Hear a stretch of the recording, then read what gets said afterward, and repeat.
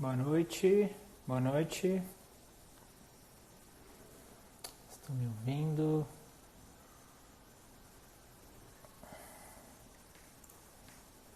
Boa noite, boa noite. Deixa eu colocar aqui já para a gente gravar.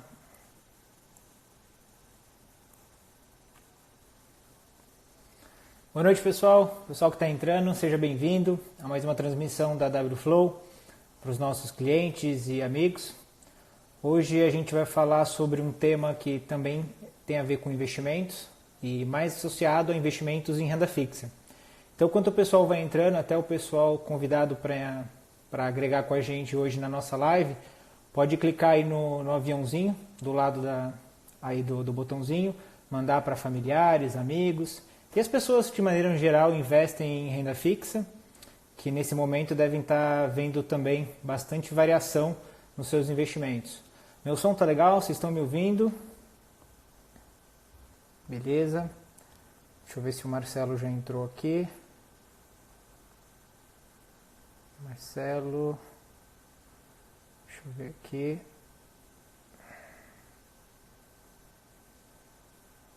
Marcelo ainda não entrou. Bom, enquanto isso, pessoal, é importante vocês saberem que essas lives que a gente está fazendo, a gente está salvando no YouTube. Então, para quem quiser, pode entrar no canal do YouTube da WFlow. Lá tem a nossa primeira live que a gente fez com o Fernando Ferreira e a segunda live que a gente fez na semana passada com o Adeodato Neto. Deixa eu ver aqui. Pronto.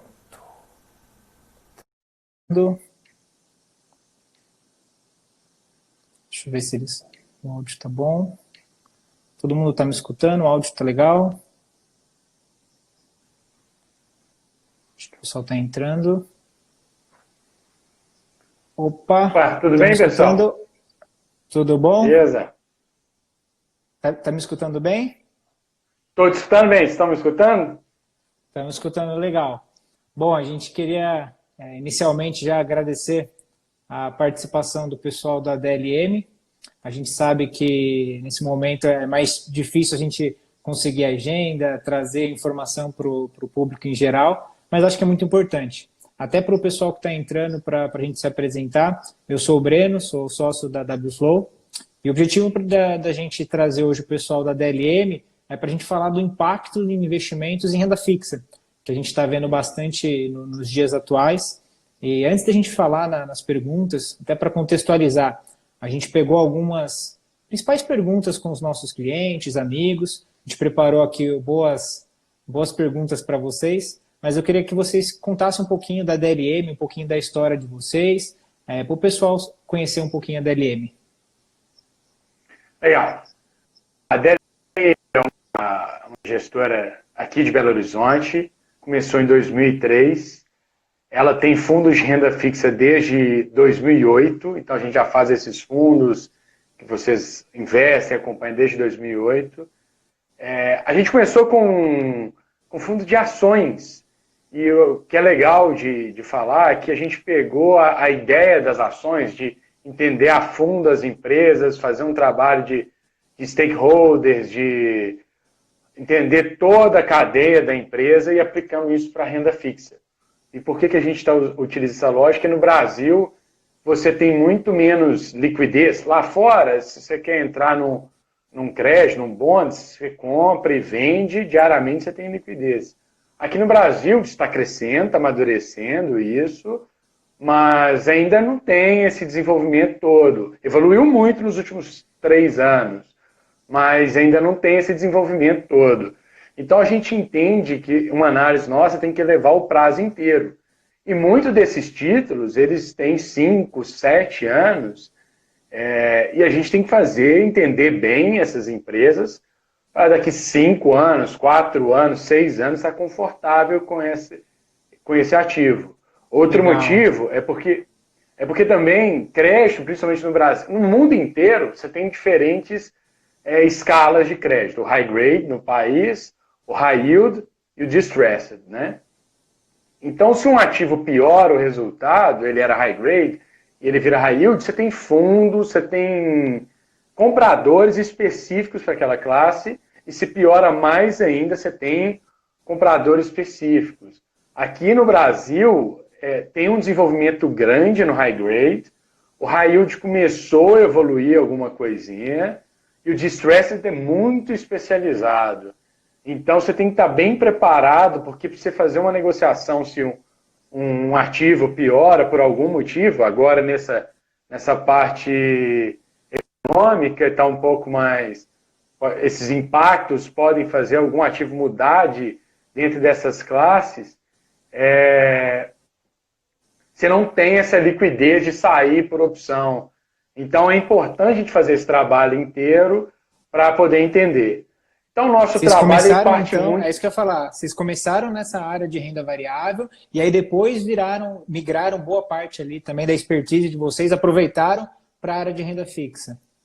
Isso, em 2003 começou renda variável e em 2008 começou renda fixa.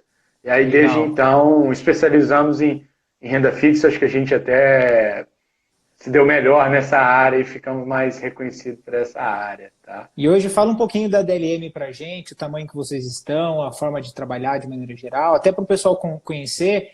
E, pessoal, fique à vontade se vocês quiserem fazer já algumas perguntas para o pessoal. A gente já separou algumas aqui, mas a gente sempre pode encaixar outras que sejam bem pertinentes.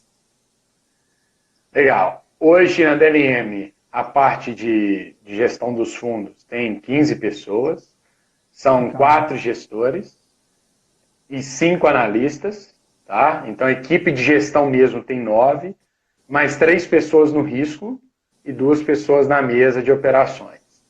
Tá? Como que é dividido? Assim, como é que é o processo para resumir, para não tomar muito tempo de vocês? Uhum. A gente mapeia as oportunidades de mercado, tenta aprofundar os cases todos. Então, nos pontos, igual um trabalho, uma gestora de ações, vocês conversam, investem, a gente entra ponto a ponto.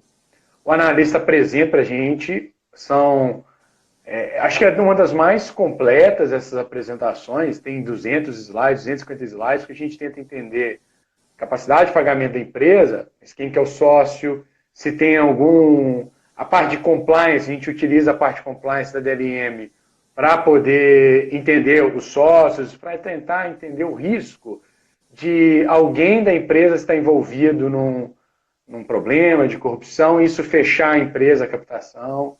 A gente tenta entender a concorrência dessa empresa, o modelo de negócios como um todo. E isso tudo a gente pega e transforma, a gente coloca em modelo. O modelo é uma coisa importante de entender, que o modelo, você não pode ter confiança nele a ponto de ver cegamente ele, porque é uma planilha com 30 mil células, que qualquer uma coisa pode estar errada, mas eles são exercícios importantes para entender a empresa. Então, a gente, de cabeça fria, antes de entrar no case, a gente já determina os riscos, para determinar sinais, para ver se a tese está concretizando, se aquele risco está concretizando ou não. Então, a gente pega esses riscos, por exemplo, um choque no PIB, igual agora, joga no modelo para ver como que a empresa se comportaria. Então, por exemplo, a gente fez esse exercício para todas as empresas da carteira. E a gente vai chegar nesse ponto. A gente vai chegar nesse ponto. Mas esse é importante. Acho que a gente tem que explorar bem. É importante entender o quanto que a empresa aguenta de impacto, como que ela vai se reinventar, a capacidade de refinanciamento. Então, não é para achar um valor certinho. O fluxo de caixa é esse. Mas também é bom para saber... essa empresa vai ter que voltar... Quando o mercado estiver melhor, por exemplo, essa empresa tem que voltar ao mercado. Tem que captar 1 bi. Se ela captar 1 bi, vai ser no preço atual do mercado ou vai ser uma taxa mais alta? A gente faz muito esse exercício para trabalhar no mercado secundário. Então, se uma empresa... Tem N casos, assim, a empresa negociando no mercado secundário CDI mais um momento bem anterior, né, de uma bonança.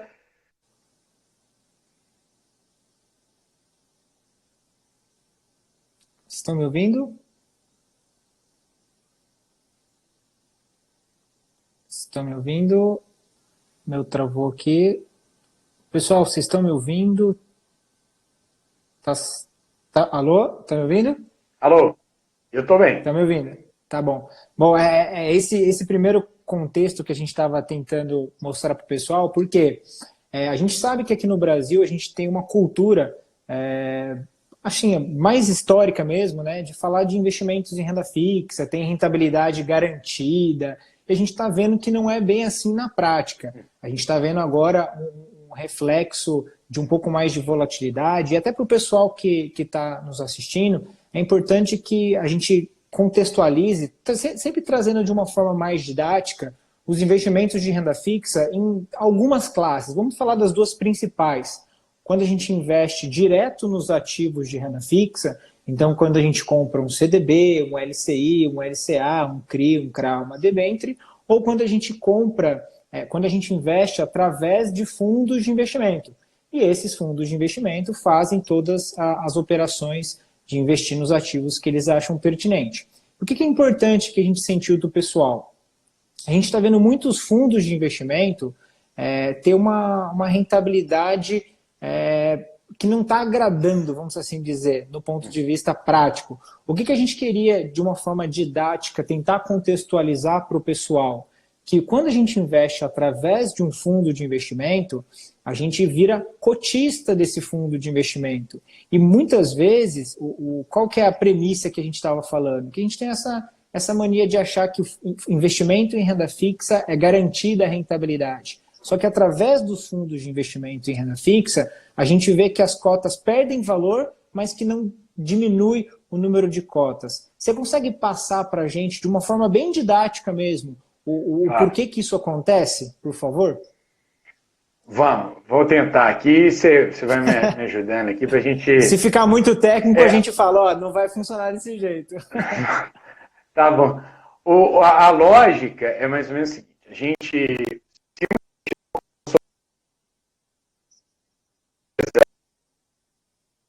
Espera aí, cortou. Espera aí. Volta um pouquinho, por favor. Espera aí. Volta um pouquinho, por favor. Deixa eu ver, vocês estão me ouvindo? Meu som está saindo?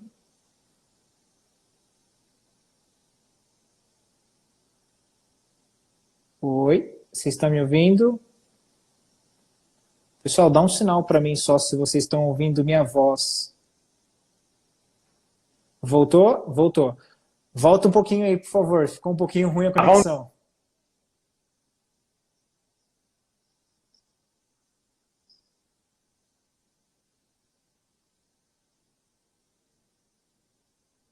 Vamos ver.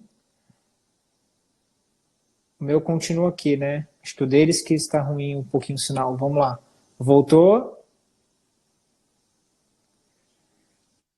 Num ativo de crédito, ele está com todo aquele risco daquele ativo e ele tem que fazer a análise, tem que entender e determinar o prazo para fazer, até que prazo ele consegue ficar com aquele dinheiro parado, basicamente. Então, você compra um CDB de 1 ano, você determina se aquele banco é bom, é ruim, qual que é a chance dele pagar, e aí se aquele prazo de 1 ano, 2 anos é possível. Também, quando cada um de nós vai investir diretamente, assim, cada um chega com um volume menor para negociar, e aí a empresa, um banco, uma empresa, a gente chega com 50 mil, 100 mil, você resolve menos o problema da empresa. A empresa precisa de 500 milhões de reais para financiar um investimento, e cada um de nós individualmente contribui menos. Então, qual que é o papel do fundo? O papel do fundo ele é basicamente pegar tudo isso, pegar diferentes perfis, diferentes investidores e diversificar esse risco. A gente não ficar num risco muito de uma empresa, um banco. A gente consegue diversificar prazos. E por que tem oscilação da cota, né? Acontece, a economia piora. É isso que é importante. Exemplo, agora, às vezes o pessoal não consegue ver. Essa oscilação de cota ela foi criada mais para proteger o investidor do que qualquer outra coisa. Por quê? Então a economia piora. As empresas vão receitar menos, vão gerar menos fluxo de caixa, então a capacidade de pagamento piora. Então, se essa capacidade de pagamento piora, porque vai gerar menos fluxo de caixa, quando essa empresa for pedir dinheiro emprestado novamente, ela vai pagar um prêmio a mais pelo maior risco. Agora, imagina, vou tentar, assim como um título público negociado no NTN-B, se você tem alguns prazos pré-determinados e taxas pré-determinadas e negociadas aquele dia, se o risco sobe ou cai para o mesmo título, aquela taxa oscila.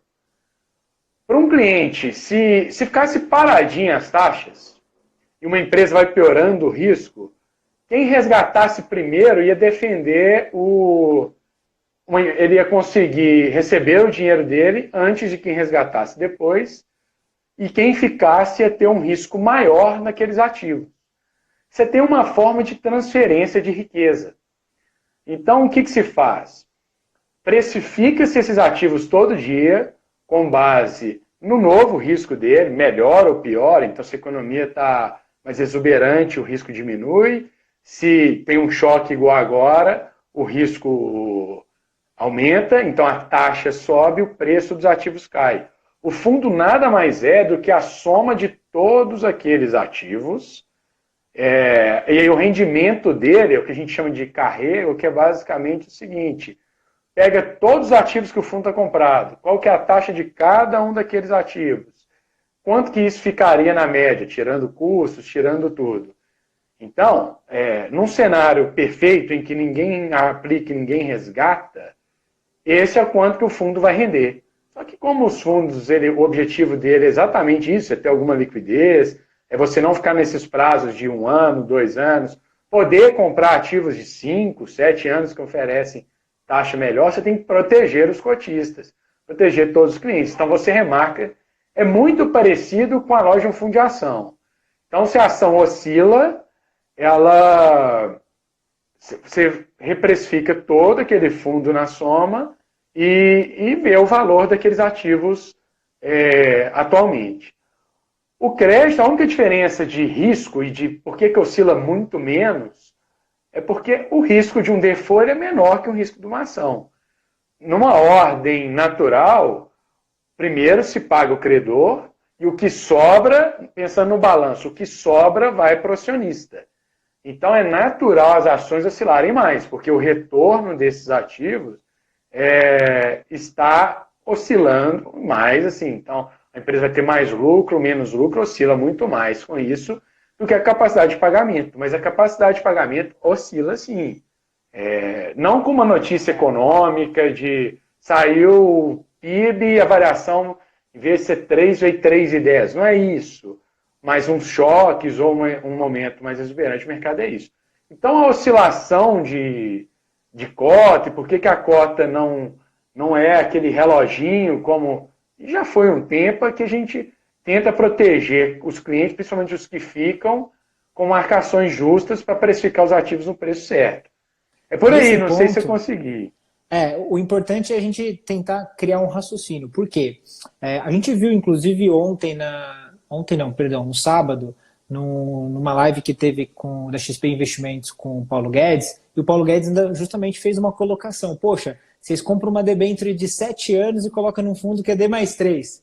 E aí, já indo muito na linha do que você comentou, até por essa variação de cotas, se a gente falar de 2 pontos agora, o primeiro é, com essa redução de taxa de juros e resgate natural que as pessoas e empresas vão fazer para passar esse momento de crise, é uma pressão que vai variar para a variação das cotas dentro do fundo. E o outro ponto, o que a DLM, de maneira geral, é até uma pergunta que o pessoal fez, costuma utilizar como proteção para os cotistas que ficam nos fundos nesse momento? Legal. Eu acho que a primeira coisa é o perfil, o perfil de crédito do fundo. E até pegando um pouco da live do Paulo Guedes, ele tem um racional para se acrescentar àquele, que é basicamente o seguinte: essas são as melhores empresas do país, né?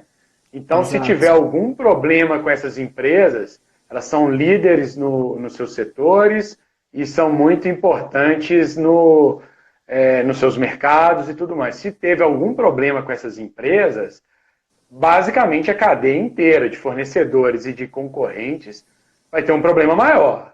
Então, quando ele fala até de vamos ter que comprar fundo, vamos ter que comprar debêntures para ajudar fundo, é mais do que isso, né?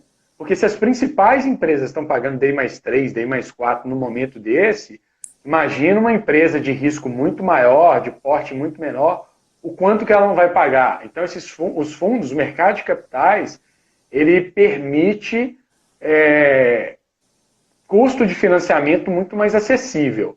Então, o movimento ele é importante para você poder, assim, o mercado de financiamento de todas as empresas é um efeito cascata. Se a mais cara, se as melhores empresas estão com taxas altas, por que um grande banco ia emprestar para uma pequena empresa na mesma taxa do que era? Então, é um movimento único, assim, ele é normal no mundo, ele é um movimento que os Estados Unidos fez, Colômbia fez, até para não falar, Estados Unidos e a Europa fazem. A Colômbia faz esse tipo de movimento.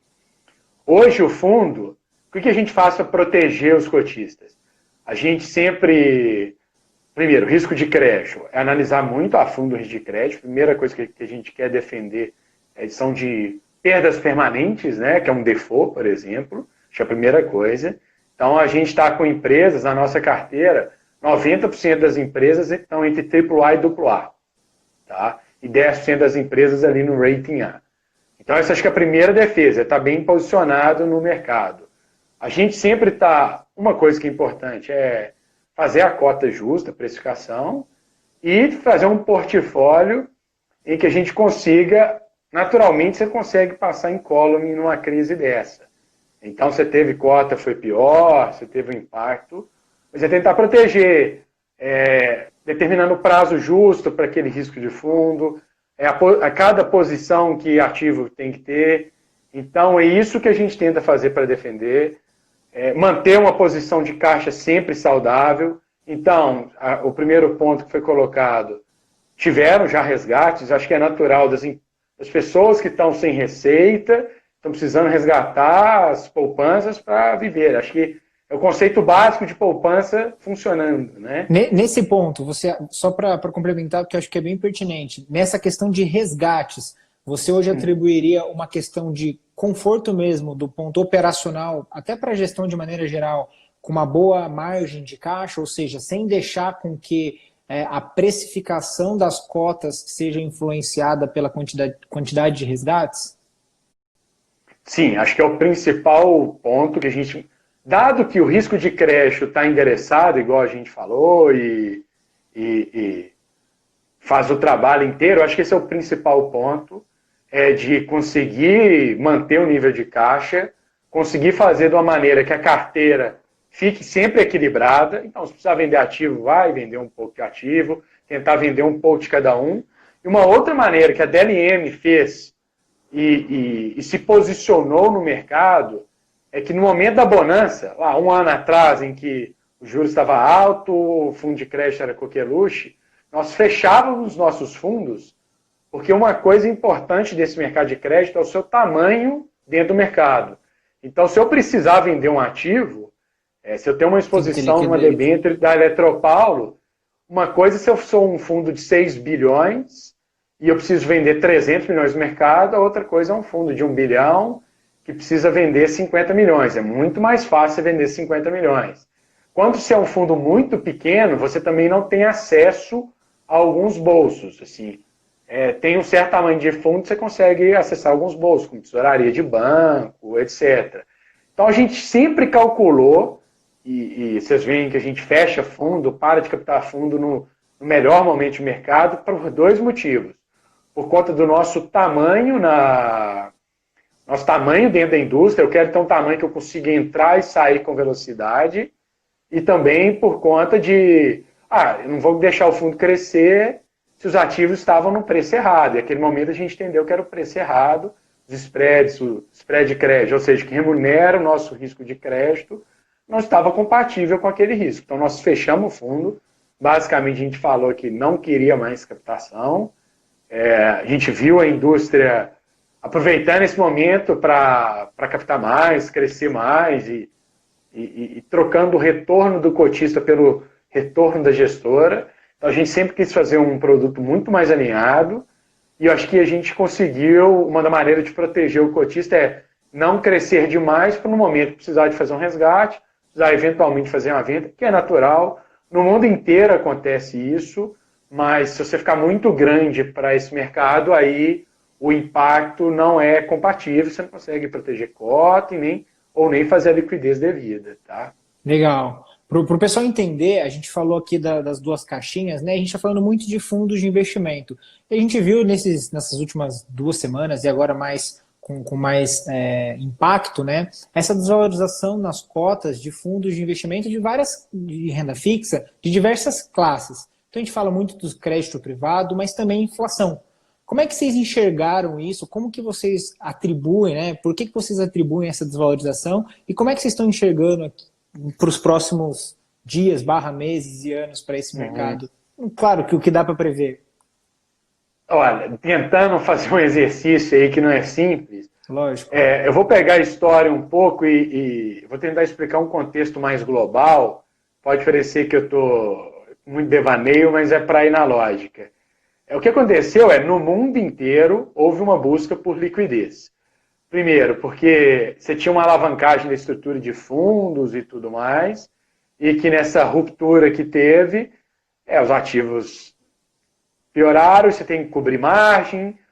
O melhor exemplo que tem é o ouro, que em tese é um ativo bem defensivo, desvalorizando para cobrir essas margens e tudo mais. Então, os ativos no mundo, se você pegar num asset allocation, numa alocação de portfólio ideal, e é uma coisa que a gente estava defendendo muito no final do ano passado, no meio para o final do ano passado, em que estava todo mundo indo muito para risco, você tem que ter um pouquinho de cada classe, porque as debêntures mais high grades, ou seja, de melhor risco, as melhores empresas, elas são mais defensivas, naquela lógica que a gente falou um pouco antes. Dificilmente elas vão deixar de existir. Então o que aconteceu foi uma busca por liquidez no mundo inteiro. Você teve preço de ouro caindo, as ações do mundo inteiro caindo, os ativos de renda fixa de melhor qualidade no mundo caindo também. E acho que isso afetou o Brasil da mesma maneira. A lógica vale para a mesma. Você quer liquidez, assim, então um cliente de vocês, que é uma empresa ou um autônomo que ficou sem receita, ele vai pedir resgate para poder pagar suas contas e viver. E também tem aquela classe que precisa de resgate para cobrir margem, para poder cobrir as perdas da área de risco. Então o que aconteceu foi isso. Acho que a lógica do mundo valeu muito para o Brasil. Também valeu um pouco que as empresas do Brasil têm títulos de dívida também lá fora. Então, quando um banco vai comprar, ele avalia quanto que a Petrobras está pagando lá fora e quanto que a Petrobras está pagando aqui no Brasil. Né?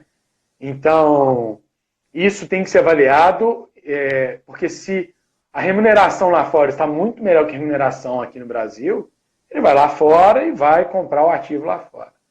Então, você teve essa reprecificação para melhorar essa equivalência, diminuir essa arbitragem. Acho que agora parte desse custo, parte dessa precificação foi.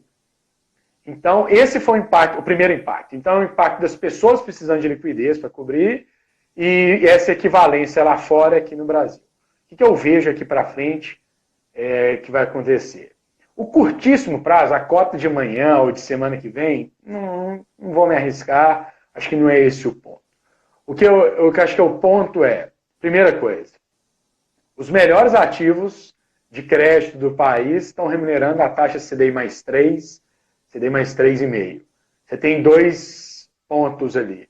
Um é o custo na cadeia inteira, que eu estava falando. Então, se eles estão pagando 3,5, provavelmente uma empresa pequena, local, vai ter um custo CDI mais 10, CDI mais 9, que não é viável num choque desse. Então, o que a gente espera, e que a gente já está vendo alguns sinais, é o governo agindo para reduzir esse custo da dívida e para não empossar essa liquidez em grandes bancos. Então, esse é o primeiro ponto. As medidas estão surgindo, muitas com boa intenção. Então, a gente tem medida que, segunda-feira passada, redução de compulsório, redução de permitir que renegociações não impactem o resultado dos bancos no curtíssimo prazo. Isso tudo para fomentar a liquidez de mercado. E agora saiu uma proposta na sexta-feira, e que até o Guedes falou nessa live que a gente comentou, de o Banco Central entrar diretamente comprando esses ativos. Então, esse é um ponto que, quando estabilizar um pouco a cota, não sei se amanhã, se é semana que vem, ou se daqui 2 semanas, ou um mês, não vou arriscar nisso, você vai estabilizar a cota, os spreads estão muito mais altos. Nos parece que o movimento já foi muito mais do que o que falta, pode faltar um pouquinho, mas nos parece muito bem precificado. E o que a gente vai ter da classe de renda fixa é de duas uma. Ou você vai ter os melhores ativos remunerando Selic mais 3, 3,5%. Então você vai ter essa classe remunerando 7% ao ano, com um risco de capital mesmo. Volatilidade é uma coisa, mas de capital mesmo muito baixo, o que faz sentido em qualquer alocação, né, de portfólio. Vocês sabem melhores do que eu esse ponto. E o que acontece no mundo todo, quando vem um banco central comprando esses ativos mais fortemente, dado que teve uma reprecificação muito brusca e num prazo muito curto, você tem um fechamento de spread e um possível ganho de capital. Então, voltando ali na apresentação, na nossa discussão, quando a gente fala, cada uma o que é a marcação a mercado, por que o fundo tem volatilidade, imagine que todos os ativos do fundo remunerem CDI mais 2, só para simplificar, né? CDI mais 2. Se não tivesse nenhuma remarcação, não tivesse nada, todos os cotistas receberiam isso dia a dia, tendo esse acru, tendo esse resultado dia a dia, então, de CDI mais 2 equivalente. Então. O que acontece se tiver muito fora esses ativos e entrar umas compras mais agressivas, e por que eu acho que essa possibilidade é que o Banco Central solte medidas em que não só os grandes bancos consigam comprar esses ativos, mas bancos pequenos. Imagine um banco pequeno que nunca conseguiu dar uma linha para a Petrobras, porque não tem 1 bilhão para dar e não é competitivo, ele consegue ir no mercado secundário e comprar 20 milhões daquela debenture da Petrobras. Então ele consegue fazer uma carteira de crédito em ativos que ele nunca imaginou que ia conseguir. Então esse é um ponto importante. Então quando vai entrando todos esses agentes de mercado comprando e fazendo essas posições, o spread de crédito que abriu agora pode fechar, e aí a marcação que foi negativa tende a ser positiva. Isso é uma hipótese, não vamos cravar, não podemos prometer nada, mas é uma hipótese bem factível, né? Então esse é um ponto que... Então a tendência, a gente está querendo ver uma estabilização de cotas, porque está chegando num risco de crédito, num spread de crédito mais do que justo, com medidas que favoreçam isso, e aí depois estabilizar, ou é uma remuneração diária e mensal muito, muito positiva, ou até um fechamento desse spread. É por aí. Tá, legal. Acho que uma coisa que a gente percebe, né, é evitável que nesse momento de crise, várias empresas vão precisar, né, de um ponto de vista ali realmente de saúde financeira, tomar crédito no mercado para sobreviver. Elas vão precisar reforçar o caixa, vão precisar alimentar ali um respiro realmente para passar esse momento mais sensível. A gente já vê um reflexo, por exemplo, dentro dos bancos, que os bancos, através das plataformas, estão se capitalizando, emitindo CDBs de emissão primária a 130, 140 do CDI, às vezes até com um prazo de 3 meses, 6 meses, ou até 1 ano, 2 anos. Vocês da DLM estão enxergando isso com bons olhos, boas oportunidades para manutenção de carteira? O que vocês estão enxergando com relação a isso? Olha, o que a gente... Um outro movimento para completar a sua fala Tem muito banco grande que capta 100% CDI na base, dá uma liquidez, e eles vão justamente comprar esses ativos a 150 de CDI, 160 de CDI, e ganha essa diferença, né? Aham. Por um lado, são os bancos ganhando de novo, mas por outro é importante para dar estabilidade. Acho que nesse momento o importante dessa captação é deixar um balanço saudável. Os bancos estão muito saudáveis, até pelo processo, pelo trabalho do Banco Central de fazer um trabalho intenso, estar junto com os bancos, uma regulação mais restritiva. Então, se a gente vai com bons olhos, como um todo, para spread de crédito, porque eles vão captar e vão comprar essas debêntures que a gente está falando, e para o balanço deles a gente vê com bons olhos. Tá, legal. Quando a gente separou ali, a gente falou muito dos fundos de investimento, né? A gente tentou falar um pouquinho dos fundos de investimento em crédito privado especificamente. A gente viu ali um impacto mais acentuado também nos fundos de inflação. E especificamente nos fundos de inflação, você consegue dar para a gente um patamar do que aconteceu e o que vocês estão enxergando para esse próximo horizonte aí? Tá. Aqui na DNM a gente é mais especializado em crédito, então a parte de inflação a gente fica mais com os fundos de debêntures incentivadas, né? Aham. O panorama, é porque a curva de juros mesmo, ela segue, principalmente a longa, ela segue uma lógica macro mais forte, de risco do país. Para dividir, para tentar entrar numa seara que não é muito nosso forte, mas para tentar ajudar, a curva de juros. Acho que o Copom, então, os ativos de atrelados à inflação ou de curva de juros pré-fixado mais de curto prazo. O Copom pode fazer alguma coisa, precifica-se um novo corte, mas na prática, na nossa opinião, isso pouco afeta a economia real. É mais assim, mercado financeiro discutindo a necessidade, mas não adianta nada cortar os juros se os bancos não emprestarem, né? Então, medidas que não é que forcem, mas que favoreçam os bancos a emprestarem mais, na nossa visão, é muito mais eficiente do que corte de juros na prática.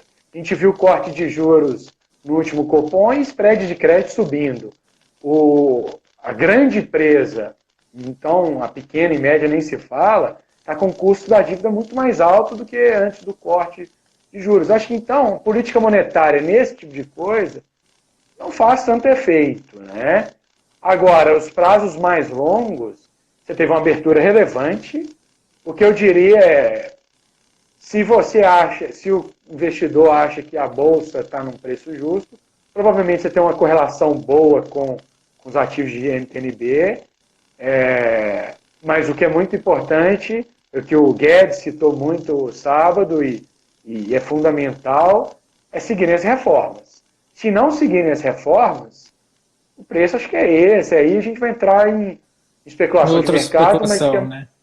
é mais importante é ver o objetivo do cliente, ver o ganho visando a aposentadoria, esses pontos você sabe até muito mais que a gente, vocês estão na ponta com o cliente, ver o perfil de cada cliente e encaixar. Mas para ganho de capital depende muito de reforma, e aí vai na oscilação do dia a dia, igual a bolsa, igual. Mas que as taxas faz muito mais sentido hoje do que era em janeiro e nesse ponto, você não tenha dúvida. Agora, falando um pouco mais de debênture incentivada, ela é uma maneira interessante de você aproveitar isso, porque você tem basicamente a proteção da inflação, um juros real, com um spread de crédito que também está bem interessante.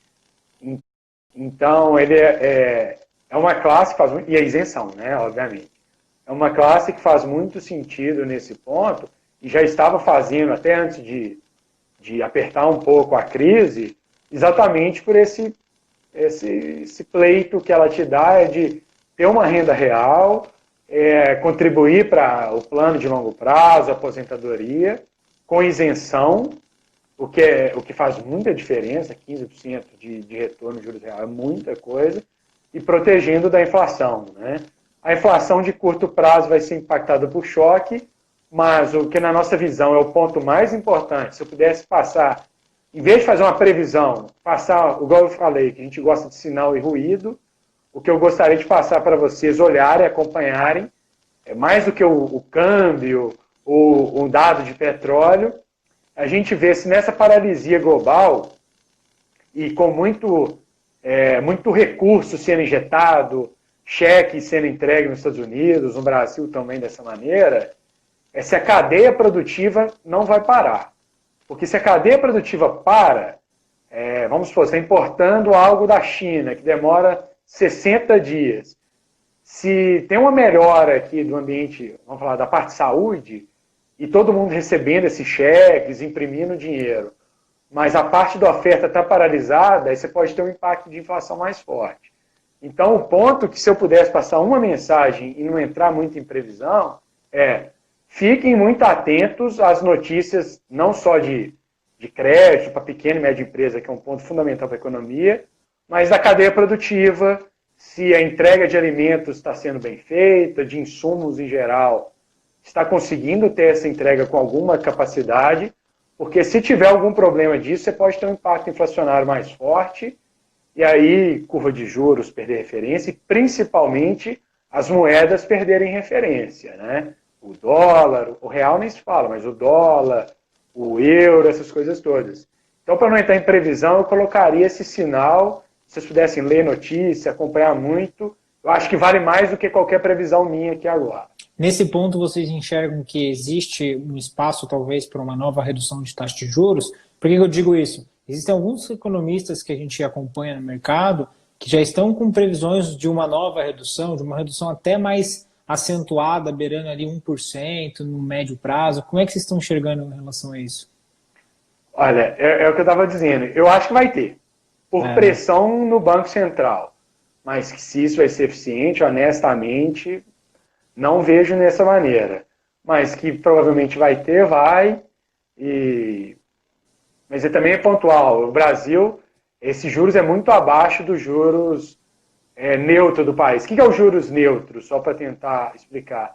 É um juros que você consegue crescer num ritmo que o país tenha a capacidade de você pegar os fatores de produção como um todo, sem gerar inflação. Então, se você está crescendo com inflação baixa, você consegue ir para os juros abaixo do neutro, você consegue cortar mais juros. Se o crescimento ele vem com inflação, porque a sua cadeia produtiva já está esguelada, tudo mais, você tem que subir juros. Então, nesse momento, você consegue. Mas se tiver um impacto, igual a gente estava discutindo, de oferta, é muito mais importante do que política monetária. Mas no curto prazo, pode ter, não quer dizer que eu concorde, né? Mas vai ter alguma coisa assim.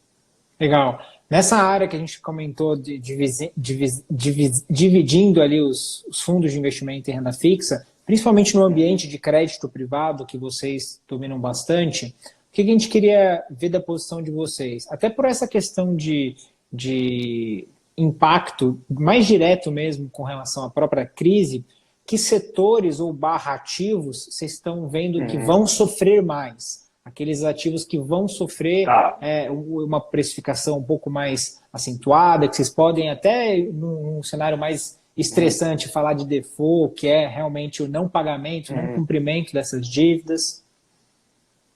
Olha, vamos lá. A parte de precificação, eu acho que os ativos, igual na crise de outubro e novembro, os ativos mais líquidos, eles sofrem no curto prazo com mais precificação. Exemplo, eu vou dar um exemplo que até o outro Marcelo aqui da DLM gosta de dar. Se você, pessoa física, tem 2 carros na sua garagem, um Gol, e ele deu um exemplo de um Lada, né, um carro bem antigo. Você precisa levantar, pagar suas contas, você precisa vender um deles. Os 2, qual que sai mais rápido? O Gol. Então, você vende para pagar suas contas. Então, de precificação, os melhores ativos, eles são mais líquidos. Então, nesse curto prazo, é este movimento. Então, o que vocês estão vendo em cota, gera algum desconforto, entendo, a gente também não fica feliz com o resultado do fundo e da indústria como um todo, tem esse ponto. Nesse ponto, rapidinho, só para aproveitar para responder uma pergunta que o pessoal tinha falado, é o que justificaria, por exemplo, os fundos de investimento em renda fixa com carteiras em crédito privado de ativos menos líquidos, que tenham, por exemplo, ativos com rating BBB, BB e assim por diante. Por isso que eles têm uma precificação, ou no caso, um impacto menor nos preços, uma desvalorização menor do que os outros que têm uma carteira, vamos dizer, mais saudável? Isso, e até sim, 100%, e eu queria até convidar um raciocínio que é, se eu tenho vamos ficar em rating só para simplificar, mas se eu tenho uma empresa AAA que está pagando CDI mais 2,5 e na cota e um fundo mais high yield, então triplo B, em que ela foi emitida a 2,5 e você não teve qualquer remarcação, e ela também está a 2,5, o que você prefere investir hoje? Numa AAA 2,5 ou numa triplo B 2,5? Então, em tese, pode ser um pouco contra-intuitivo, teria que se resgatar do fundo mais high yield, que tem a melhor cota, para você ir para o fundo mais high grade, que está mais protegido. Agora, entrando na parte de economia, e que acho que vai afetar isso mais, quais são os setores que sofrem mais e quais são os setores da nossa carteira que sofrem mais e o que a gente está vendo. Tá? Quais setores sofrem mais? Todo setor mais cíclico. Consumo cíclico, varejo, por exemplo, que você vai... um exemplo mais simples, é lógico que não existe nada disso. Se você vai cortar o cabelo e não corta o cabelo, daqui a um mês você vai cortar o cabelo, você não vai cortar 2 vezes, né? Você vai cortar só aquela vez. Então, essas empresas de consumo mais cíclico, em que você postergue o consumo, você vai fazer uma viagem, você não vai aumentar o número de viagens em setembro, você não vai ter mais férias, porque você não viajou em abril. Então, esse é o tipo de setor que mais sofre. Esse tem impacto, é o que a gente chama de consumo cíclico. Outros setores. Esse a gente tem uma exposição muito, muito pequena, porque o nosso tipo de perfil de carteira, a gente não quer um setor que dependa muito do crescimento da economia. Então, isso dá uns 4% do nosso fundo. Outros setores que sofrem, mas que a gente tem até na carteira, mas que a gente está muito mais confortável. Locação de veículos, por exemplo. Mesma coisa, se você não viajou, você não vai conseguir, você não vai alugar um carro, vai ficar sem receita. Mas por que a gente está mais confortável? São empresas capitalizadas, muito dos contratos, as empresas dividem no turismo, a gente alugando um carro, indo viajar, mas também acordos com outras empresas, em que ela pega a frota do... Então, a Coca-Cola, em vez de ela comprar 1.000 carros, ela chega na Localiza, na Movida, e fala, Localiza, Movida, compre 1.000 carros, nessas condições eu alugo de você. Então, existe um contrato que o risco são essas grandes empresas ali. Então, você tem uma receita que ela é mais perene ou menos volátil. E essas empresas têm 2 coisas. Elas estão bem capitalizadas.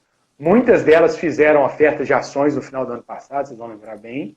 E quando a gente faz os estudos, a gente chega a 6, 8 meses sem receita. No modelo que eu estava falando, se elas ficarem 6 a 8 meses, elas vão sofrer, vão encolher, mas vão pagar as contas. E uma outra coisa carro tem valor. Carro é muito mais fácil de vender.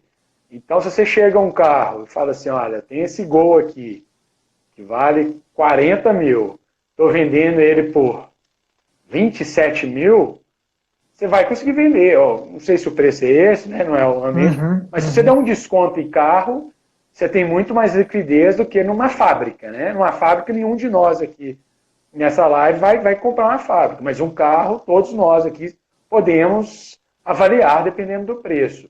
Então, o indicador que a gente olha nessas empresas é qual que é o tamanho da dívida dessas empresas para o tamanho da frota dela. Ok. Então, geralmente fica uma coisa de 50%, 60%. No limite, essas empresas vão vendendo carro com desconto e pagando o devedor. Então, esse é um tipo de setor que sofre com a economia, mas que é mais protegido do que por exemplo, de viagens, por exemplo. Tá? Legal. Só para dar um exemplo aqui. É isso que eu ia falar. E aí, no outro lado da moeda, o que vocês estão também enxergando que vai ter não digo nem que não tenha, mas que talvez tenha um impacto menor e enxergam sim uma boa oportunidade para esse momento? Qualquer setor atrelado a bens essenciais, né? Energia elétrica, saneamento, tudo, ou até algumas coisas de alimentação, as coisas mais básicas, em que você pode ter uma discussão, os mais humildes vão pagar a luz para 2 meses, mas você não vai ter interrupção desse serviço, nem de água, nem de algum tipo de alimento, essas coisas. Então, esse tipo de setor ele é muito mais protegido, ele tem uma receita constante, ele é protegido da inflação também. Uhum. Então, ele não depende muito de pessoas para vender, né? Então, esse tipo de setor a gente vê como uma bela oportunidade, inclusive é o maior percentual da nossa carteira. Esse setor e o de bancos também. Legal. Bom, acho que em nome da WFlow a gente gostaria de agradecer esse bate-papo. A gente já tem uma parceria de bastante tempo com o pessoal da DLM, a gente tem uma posição relevante dentro da casa, e é muito importante a gente estar próximo dos nossos clientes e amigos para trazer esse tipo de informação direto na fonte. A gente fala que evita o telefone sem fio. Poxa, coloca o cara lá dentro para ele falar e dar o posicionamento de como é que está a carteira, o que está acontecendo no mercado. Acho que é muito importante isso, é muito válido. Para o pessoal que está assistindo, é importante a gente lembrar que a gente vai disponibilizar a gravação dessa live no canal do YouTube da WFlow e que nós estamos à disposição. Todos os assessores estão à disposição para a gente conversar, para a gente auxiliar nesse momento de tomar as decisões de resgatar, não resgatar, aportar, e assim por diante, dentro do portfólio dos nossos clientes. Marcelo, eu gostaria de agradecer a presença, acho que deu para a gente conseguir passar um bom overview do cenário de renda fixa. Agradeço a disponibilidade e até uma próxima oportunidade. Eu que agradeço, nós estamos sempre à disposição para ajudar a tirar dúvidas dos clientes, para ressaltar o papel da renda fixa nos portfólios, nas carteiras, e precisando é só chamar. Valeu, muito obrigado. Boa noite, pessoal. Valeu, gente. Boa noite.